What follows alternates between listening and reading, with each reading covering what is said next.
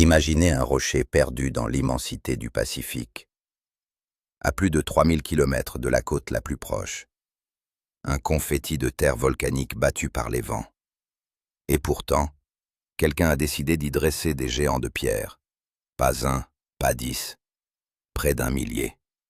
Comment un peuple isolé, sans machine, sans métal, a-t-il pu sculpter et déplacer des colosses de plusieurs dizaines de tonnes? Et pourquoi, après avoir accompli l'une des prouesses les plus stupéfiantes de l'histoire humaine, cette même civilisation a-t-elle sombré dans le silence? Cette île s'appelle Rapa Nui. Le reste du monde la connaît sous le nom d'île de Pâques. Et ce qu'elle cache est bien plus troublant que ce qu'elle montre. Les premières statues remontent probablement au XIe et XIIe siècle de notre ère, et la construction s'est poursuivie pendant plusieurs siècles encore. Le peuple Rapa Nui, installé sur cette île depuis longtemps déjà, entreprend à un moment donné un chantier d'une ambition absurde, et ne s'arrêtera pas avant que quelque chose, ou tout, s'effondre. Ils choisissent leurs matériaux dans les flancs d'un volcan endormi, appelé Rano Raraku. Un tuf volcanique, relativement tendre à tailler, mais d'une densité redoutable une fois extrait. Les sculpteurs attaquent la roche à même la paroi, couchant les figures à l'horizontale pour les façonner, avant de les libérer. Ces statues, on les appelle les Moai, et elles ne ressemblent à rien d'autre sur Terre. Des visages allongés, au menton proéminent, aux orbites creuses, et au regard fixé vers l'horizon.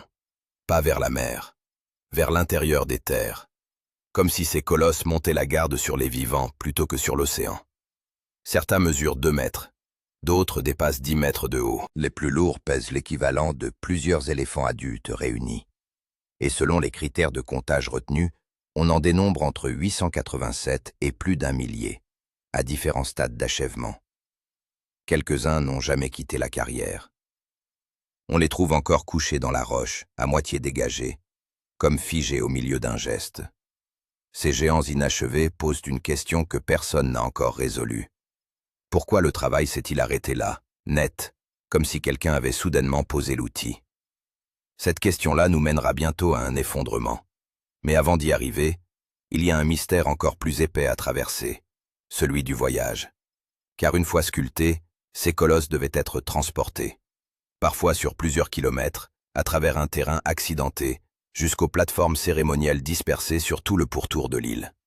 Ces plateformes, on les appelle les AU. Et y placer un Moai relevait d'un défi logistique que les ingénieurs modernes ont longtemps jugé impossible sans technologie avancée. Alors comment ont-ils fait? Pendant des décennies, les chercheurs ont proposé des théories aussi variées qu'improbables. Traîneaux en bois, rouleaux de tronc, rampes, leviers géants. Certaines théories étaient élaborées, d'autres carrément extravagantes, allant jusqu'à invoquer des civilisations disparues ou des énergies mystérieuses. Et pendant tout ce temps, les habitants de Rapa Nui répondaient, tranquillement, que les statues avaient marché jusqu'à leur emplacement. On a longtemps souri à cette réponse. On avait tort. Des expériences menées notamment par les chercheurs Carl Lippo et Terry Hunt en 2012 ont montré qu'il était possible de déplacer un Moai debout en le faisant osciller d'un côté puis de l'autre à l'aide de cordes. 3 équipes, quelques dizaines de mètres de cordage, et un colosse de plusieurs tonnes avancent, lentement mais réellement, en se dandinant comme un homme pressé. Cette méthode reste discutée dans la communauté scientifique. Certains chercheurs défendent encore les traîneaux ou les rouleaux. Mais elle constitue aujourd'hui l'une des hypothèses les mieux étayées, et surtout, la seule qui s'accorde avec la mémoire orale du peuple Rapa Nui. La tradition n'était peut-être pas une métaphore. C'était peut-être une description technique. Ce détail change tout, parce qu'il suggère que le peuple Rapa Nui avait développé une ingénierie du corps, une maîtrise collective du mouvement et de l'équilibre, transmise de génération en génération sans jamais être couché sur le papier. Alors pourquoi tout s'est-il arrêté? Ces géants abandonnés dans la carrière, à moitié nés, sont peut-être la réponse la plus honnête que l'île puisse donner. Quelque chose a brisé l'élan. Et quand les premiers Européens posent le pied sur Rapa Nui en 1722, ils découvrent une société déjà fracturée. La population est une fraction de ce qu'elle a dû être. De nombreuses figures gisent renversées. Les plateformes cérémonielles sont abandonnées. L'île, qui devait être autrefois couverte de forêts, n'est plus qu'une lande balayée par le vent. Que s'est-il passé? Là, les historiens et les archéologues ne s'accordent pas.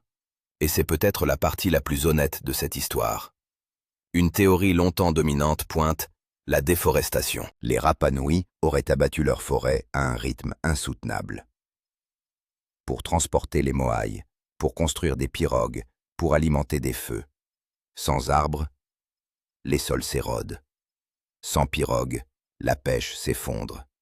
Sans nourriture, la société implose.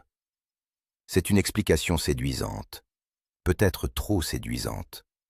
D'autres chercheurs avancent que l'effondrement n'était pas uniquement écologique. Des traces de conflits internes, de guerres entre clans rivaux ont été retrouvées. Les colosses renversés ne seraient pas tombés d'eux-mêmes. Ils auraient été abattus délibérément, comme on brise les symboles d'un ennemi vaincu. Et puis, il y a une troisième piste, plus sombre encore. L'arrivée des Européens n'était pas une simple visite.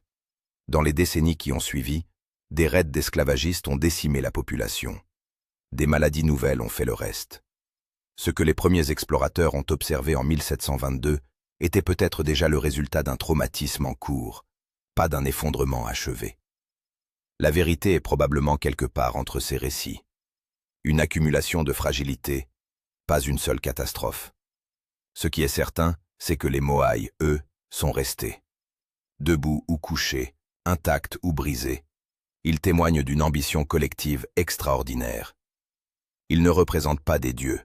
Selon les traditions Rapa Nui, ils incarnent des ancêtres, des figures de prestige dont la puissance protégeait les vivants. Chaque statue érigée était un acte de mémoire, une façon de garder les morts présents parmi les générations suivantes. Un peuple coupé du reste du monde, sur une île minuscule, perdu au milieu d'un océan sans fin, qui consacre des siècles entiers à sculpter des géants, pour ne pas oublier ceux qui sont partis. Et aujourd'hui, c'est nous qui les regardons, sans tout à fait comprendre ce qu'ils voulaient nous dire.